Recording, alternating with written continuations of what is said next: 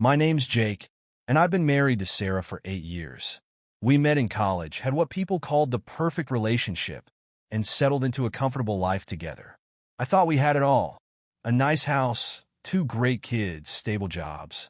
Sure, things weren't as exciting as they used to be, but that's what happens, right? Life gets busy, things cool down a bit. I never thought much of it. Until recently, over the past few months, something had shifted. Sarah had grown distant. She'd always been a little on her phone, but now it was constant. Texting, smiling at the screen, sometimes even laughing, though not with me. I'd ask who she was talking to, and she'd brush it off. Oh, just the girls, or it's work stuff. And I believed her. Or at least I wanted to believe her. But it's hard to ignore that gut feeling. You know, the one that tells you something's wrong even when you don't want to admit it. One Saturday morning, we were sitting in the kitchen. I was nursing a cup of coffee while Sarah was busy running around, getting the kids ready. She had her phone on the table, like always, and I couldn't help but notice it buzzing every couple of minutes. She didn't seem too concerned. She'd glance at it, then go back to getting their clothes ready. "Jake, can you help get the kids dressed? I'm running late," she said, darting out of the kitchen, leaving her phone behind for once. I nodded, still half focused on my coffee, but then her phone buzzed again. It was a call this time. I glanced over at the screen, and my heart skipped a beat when I saw the name flash across it. Eric. I didn't know any Eric. My hand started to tremble as I reached for the phone. Something about that name set off every alarm in my head. Before I could stop myself, I answered it, not even sure what I was expecting. Before I could say anything, a man's voice came through, casual, like he'd called 100 times before. "Hey babe, just wanted to remind you, I can't wait to see you tonight." My blood ran cold. My hand tightened around the phone, but I couldn't say a word. I just sat there, frozen. Eric didn't even realize it wasn't Sarah who had picked up. He kept talking like this was the most normal thing in the world. "That restaurant you picked last time? Yeah, that place was amazing. Can't wait for round 2. I've been thinking about you all night." That was it. Those words were like a punch in the gut. My brain was racing, trying to make sense of it, but deep down, I already knew what was happening. Sarah was seeing someone else. And not just someone, this guy. Eric was calling her babe. He was planning dates with her. All this time, while I'd been sitting at home with the kids, thinking everything was fine, she'd been sneaking around behind my back. Finally, I found my voice, but it came out strained, almost a whisper. "Who is this?" There was a pause on the other end of the line. Who's this?" Eric asked, suddenly realizing something was off. "It's Jake," I said, my voice growing cold. "Sarah's husband." Dead silence. For a moment, I thought he might have hung up, but then I heard him stammer. "Look, man, I didn't know. I thought." "You didn't know what?" I snapped, my anger boiling over now. "You thought what? That she was single? That she didn't have a husband and kids at home?" She didn't tell me about you," Eric muttered, his voice barely audible. "I'm sorry, man. I had no idea." I wanted to scream, to throw the phone, to do something. Anything, but instead I just hung up. I couldn't listen to any more of his pathetic excuses. My hands were shaking, and my heart was racing as I stared at Sarah's phone, still clutched in my fist. She came back into the kitchen a few minutes later, completely unaware of what had just happened. "Are the kids dressed?" she asked, rifling through the fridge for something. I didn't say anything at first, just stood there, watching her like I was seeing her for the first time. Everything felt different now. The woman I thought I knew, the life I thought we had together. It was all a lie. "Who's Eric?" I finally asked, my voice tight with anger. She froze, her back still to me. I saw her shoulders stiffen, and she slowly turned around, her eyes wide with panic. "What are you talking about?" she said, trying to sound casual, but the crack in her voice gave her away. "I just talked to him," I said, holding up her phone. "He called. He didn't realize I'd be the one picking up." Her face drained of color. For a moment, she just stood there speechless, and that was all the confirmation I needed. She didn't need to say anything. I already knew. "How long, Sarah?" I asked, my voice shaking. "How long have you been lying to me? How long have you been sneaking around behind my back?" She opened her mouth to say something, but nothing came out. She just stood there, staring at me, her eyes wide with guilt and fear. That was all I needed to see. I want you to leave, I said, my voice cold and final. I don't want to hear your excuses. I don't want to hear your lies. Just go. Sarah tried to stammer out some kind of apology, but I didn't want to hear it. I was done. Done with the lies. Done with the betrayal. I walked out of the kitchen, leaving her standing there, and headed straight for the kids' room. I couldn't be in the same space as her for another second.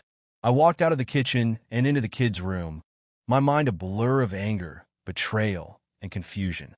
I could still hear Sarah fumbling around in the kitchen, probably trying to come up with some excuse, some explanation that would make what I'd just heard go away. But there was nothing she could say that would fix this. Not now. Not ever. I looked at our kids, still playing, completely oblivious to the storm that had just torn through their parents' lives. I didn't want to drag them into this mess, but the reality was crashing down on me, and I had no idea how to move forward. After a few minutes, Sarah finally came into the room. She stood there at the doorway, hesitant, like she wasn't sure whether to come in or not. I didn't even look at her. Jake, I can explain, she started, her voice trembling. She was desperate now. It's not what you think. I laughed bitterly. Not what I think. Really, Sarah? I've just talked to the guy who calls you babe, who's been planning dates with you. You don't have to explain anything. I know exactly what's been going on. She took a step forward, her eyes pleading. It was a mistake. I didn't mean for it to happen. I've been feeling so disconnected lately. I didn't know how to talk to you. And then Eric, I cut her off, my voice hard. Don't you dare try to blame this on me. You felt disconnected? So, what? You thought screwing around with another guy was the solution? You could have talked to me, Sarah. We could have worked through it. But instead, you lied to me. Over and over. Tears started streaming down her face, but I didn't feel any sympathy. Not anymore. The woman standing in front of me wasn't the woman I'd married. I didn't even know who she was anymore. Please, Jake, we can fix this. We can work through it, she begged, her voice cracking. I'll cut things off with Eric. I'll do whatever it takes. I shook my head, my anger boiling over. It's too late for that. You made your choice. Now you have to live with it. I turned my back on her, trying to keep it together for the kids' sake. I wasn't going to blow up in front of them, no matter how badly I wanted to scream. But inside, I was falling apart. She stood there for a long moment, probably hoping I'd change my mind. But I didn't. I couldn't. Finally, she left the room, and I heard the bedroom door close behind her. I sat down on the edge of the bed, running my hands through my hair. How the hell did it come to this? We had a life together, a family, and she just threw it all away for some guy she'd been seeing behind my back. I didn't know what to do next. Divorce? That seemed inevitable, but the thought of tearing apart our family was like a knife in my gut. How was I supposed to explain this to the kids? How was I supposed to move on from this? The next few hours passed in a blur. I couldn't even look at Sarah without feeling sick to my stomach, so I kept my distance. I took the kids to the park, trying to keep things normal for their sake, but every smile, every laugh from them, made my heart ache. How was I supposed to protect them from this? When we got back home, Sarah was in the bedroom, probably avoiding me. That was fine by me. I needed space to figure out what my next steps were. I wasn't going to let her get away with this. Not without consequences. As I lay in bed that night, the anger simmered beneath the surface, but it was more than just anger now. It was cold, calculated. If Sarah thought she could wreck our marriage and just walk away unscathed, she had another thing coming. I wasn't going to blow up our lives in a fit of rage. No, I was going to be smart about this. I'd give her what she wanted, a divorce, but I'd make sure she paid for it. Her career, her reputation, everything she thought she had control over. I was going to rip it all apart piece by piece. And I'd start with Eric. He wasn't getting off easy either. I didn't know much about him yet, but I'd find out. I'd figure out what he had to lose, and I'd take it all from him. This wasn't just about revenge anymore.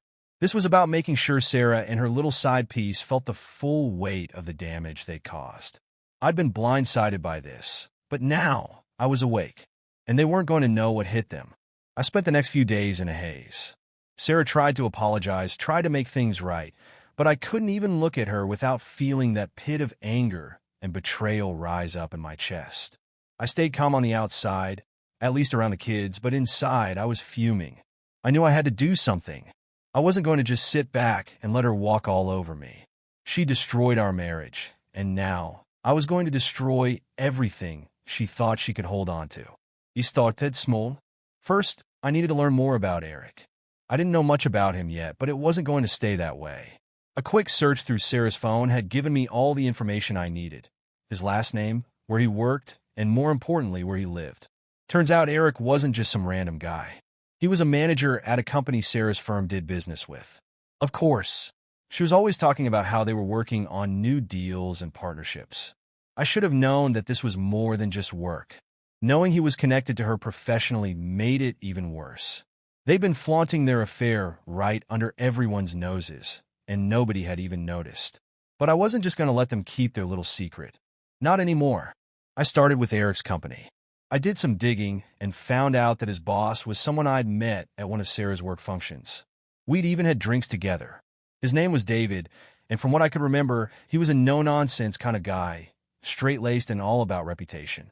It didn't take much to figure out that if I tipped him off about what was going on, Eric would be in deep trouble. The first part of the plan was simple. I needed proof. Sure, I had the texts, but I wanted something that would really sink them both. So, one night, while Sarah was asleep, I went through her phone again. This time, I wasn't just looking for texts. I went through her call logs, her photos, anything I could use. And there was a series of photos. Nothing too explicit, but definitely inappropriate for a woman who was supposedly married. Pictures of her and Eric sitting close at dinner, selfies of them laughing together in some bar. Enough to make anyone question what was really going on. I took screenshots, copied everything I needed, and started planning my next move. The following morning, I was up early. Sarah was in the kitchen, trying to act like things were normal, but I didn't say much to her. I was already a few steps ahead of her now, and she didn't even know it. While she was busy with the kids, I sat down and drafted an anonymous email to David. Thought you should know that one of your managers, Eric Daniels, has been involved in an inappropriate relationship with Sarah Cooper from Sarah's company. They've been seen together multiple times outside of work. Attached are some pictures I thought you might want to see. You might want to look into this, especially if the rumors about deals between your companies are true. I attached the photos and hit send. It felt like a weight had been lifted off my shoulders. That was step one. Eric's life was about to get a lot more complicated. Next came Sarah. I wasn't done with her yet. She thought she could just sweep this affair under the rug, pretend like we could work through it. But I wasn't going to let her come out of this unscathed. I started gathering everything I'd need for the divorce. I knew I could take her to court for full custody of the kids, and with proof of her infidelity, the odds would be in my favor. She was so focused on trying to patch things up that she didn't even realize what I was doing. I started documenting everything. Every late night, every missed school event, every time she was too busy with her work to be around for the kids. It was all going to help me in the long run. But it wasn't just about the divorce or custody. I wanted to hit her where it really hurt, her career. Sarah had spent years building up her reputation at her company. She was proud of how far she'd come, always talking about how close she was to getting that promotion. But if word got out about her affair with Eric, that would all come crashing down. So I made sure it did. Sarah's company had a strict policy about personal conduct, especially when it came to relationships that could create conflicts of interest. I knew that if her boss found out about her affair with someone at a partner company, it wouldn't just be a slap on the wrist. It could ruin her. And that's exactly what I wanted. I made a few more anonymous calls, sent a few more emails. It wasn't long before word started to spread. Sarah didn't notice at first. She was too wrapped up in trying to fix things between us. But then, one day, she came home from work, looking pale and shaken.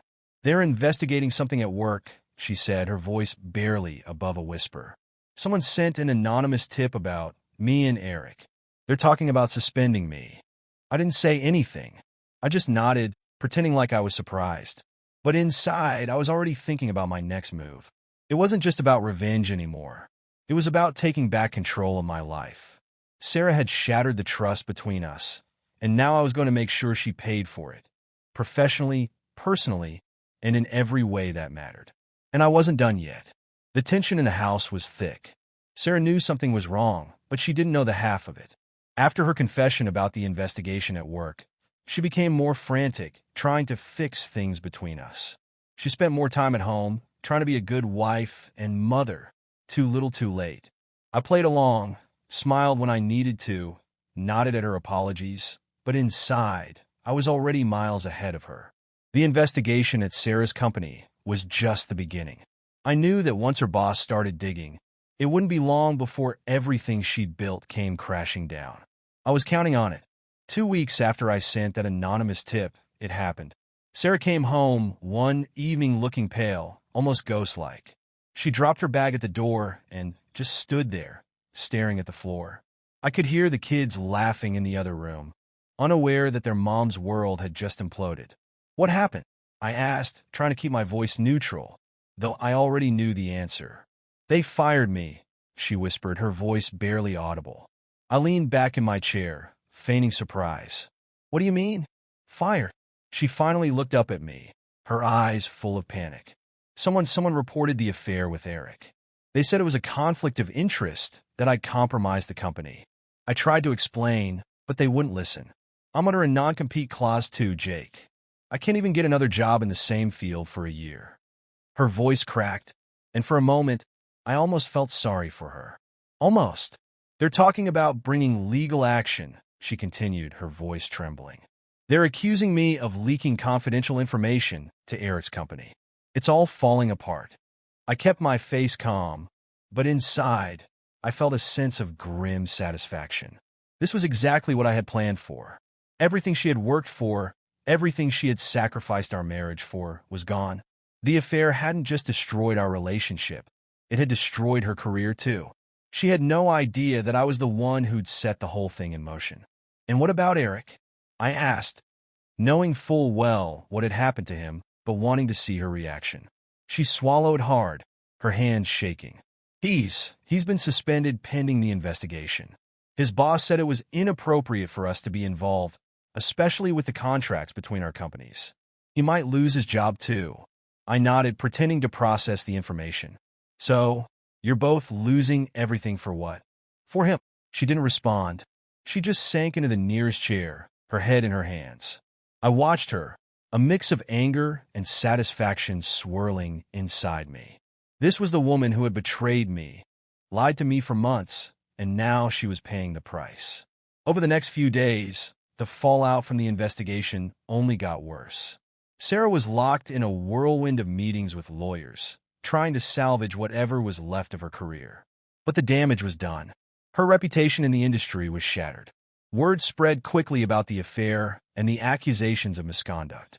People who had once been her colleagues and allies started distancing themselves, and soon enough, Sarah was completely isolated. I had made sure of it. I knew she was grasping at straws, trying to figure out how this all had unraveled so quickly. But she never suspected me.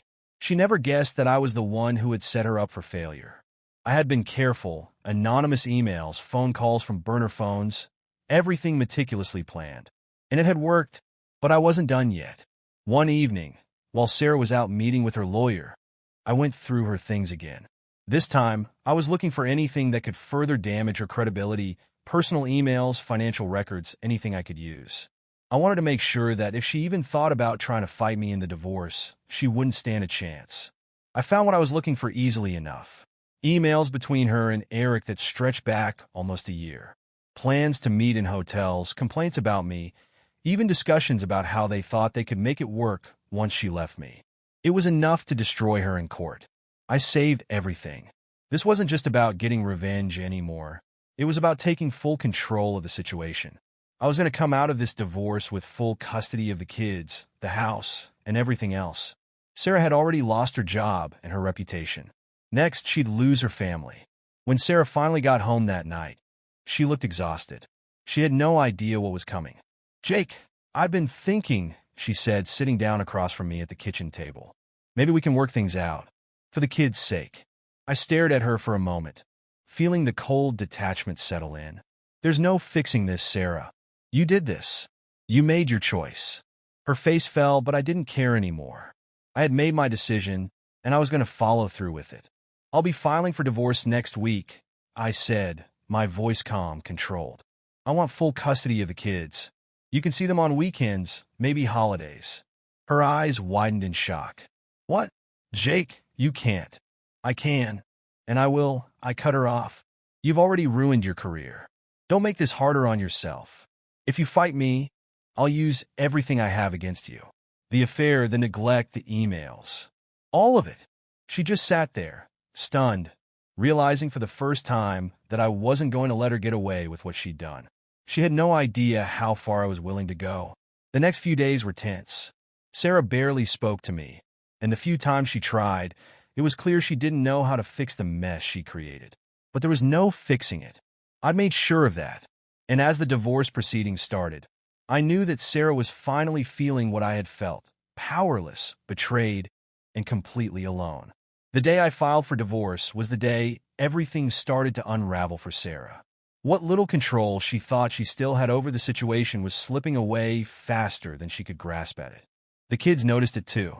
Sarah tried to keep things normal, acting like everything was fine, forcing smiles, but even they could see through it. They felt the tension in the air, the distance between us. I hated what this was doing to them, but I knew this was the only way forward. Sarah had made her bed. The divorce proceedings moved faster than I expected. I'd come prepared, and with all the proof of her affair, her neglect, and the damage she had caused, there wasn't much she could do to fight me. Her lawyer tried to push for shared custody, but I wasn't having it. I had the emails, the texts, the evidence of her late nights when she should have been with the kids. In the end, her lawyer knew it wasn't worth the battle. I got full custody, and Sarah was left with the scraps, weekend visits if I allowed it. It wasn't just the divorce that hit her hard. The fallout from her affair with Eric spread like wildfire through her professional circle. The industry was small, and word got around fast. Everyone knew about her dismissal, the rumors of her leaking confidential information to Eric's company. Nobody wanted to be associated with her, and even though she tried to get back on her feet, it was no use. The non-compete clause she was under meant she couldn't work in her field for a year, and even if she could, nobody would hire her. Her name was tainted. Eric didn't fare much better. The investigation into his conduct went deeper than I'd expected. His company had no tolerance for his affair with Sarah, especially considering the contracts their firms had been working on together. It turned out there had been some shady dealings on Eric's end, things that Sarah might not have even known about, but the scandal of their relationship opened up a Pandora's box for him. He was fired just like Sarah, and his career was in shambles. I watched it all happen from a distance, keeping my distance from Sarah, but still hearing bits and pieces about how bad things were getting for her. She didn't have many friends left. Most of them had distanced themselves, not wanting to be caught up in the drama. Even her family, who had once been close, started pulling away, either out of embarrassment or because they couldn't understand how she'd let everything fall apart like this.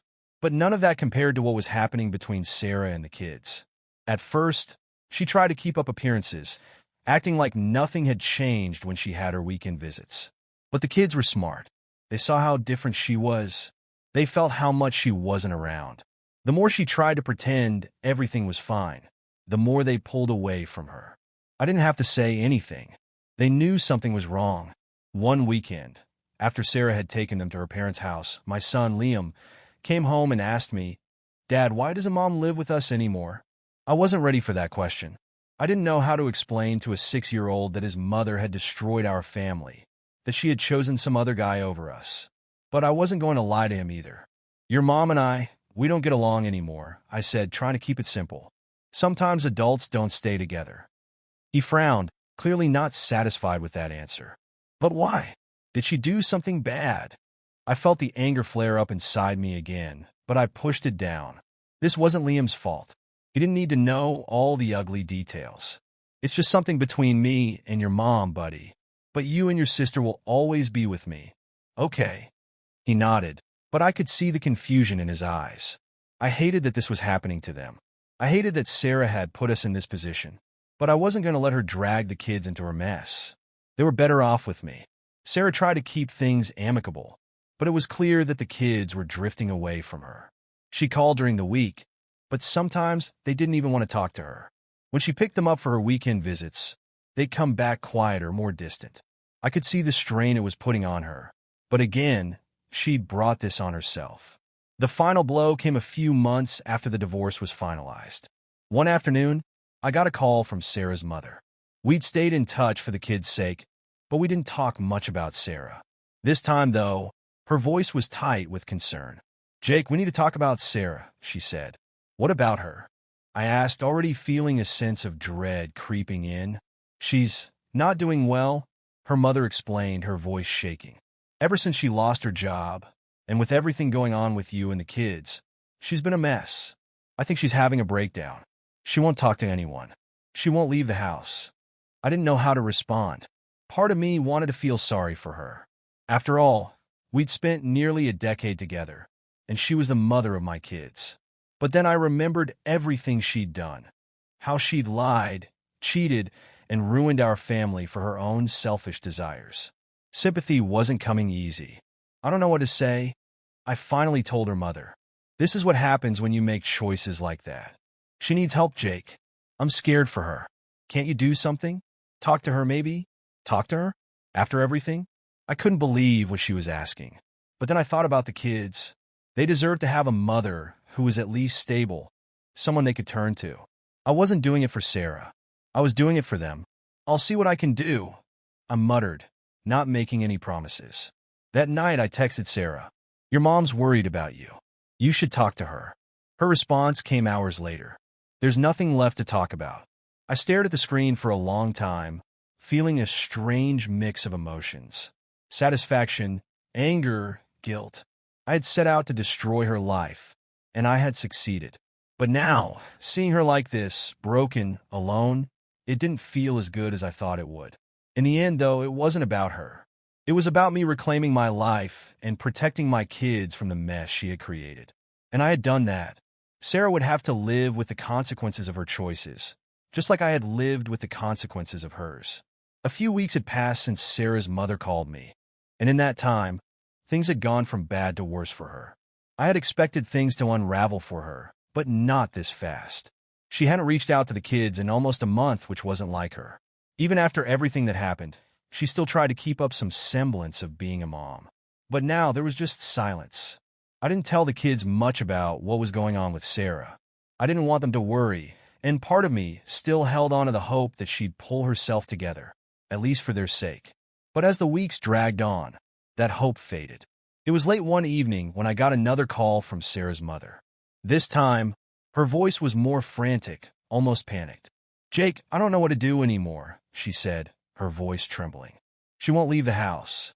She's not eating. I think she's really in trouble." I felt a cold weight settle in my stomach.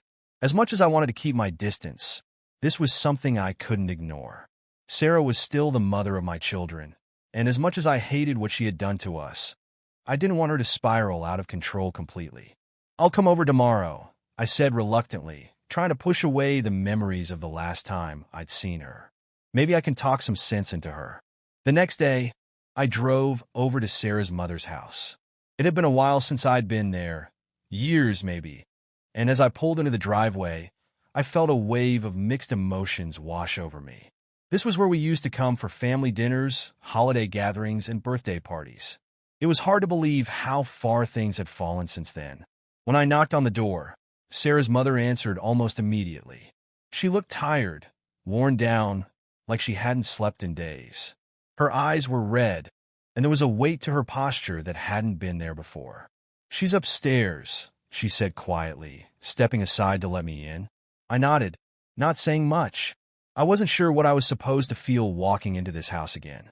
Part of me was still angry, still hurt by everything Sarah had done. But another part of me, the part that had once loved her, couldn't help but feel a flicker of sympathy. I made my way upstairs and knocked softly on Sarah's bedroom door. There was no answer. After a moment, I opened the door and stepped inside. The room was dark, the curtains drawn. Sarah was sitting on the bed, staring at the floor, barely moving. She looked broken. Her once sharp features were gaunt, her hair a tangled mess, and her clothes hung loosely on her thin frame. She didn't even look up when I walked in. "Sarah," I said, my voice low. "Nothing." She just sat there unmoving. I pulled a chair up to the edge of the bed and sat down, watching her for a moment. I didn't know what to say. What could I say? Everything between us had already been said, or at least I thought it had.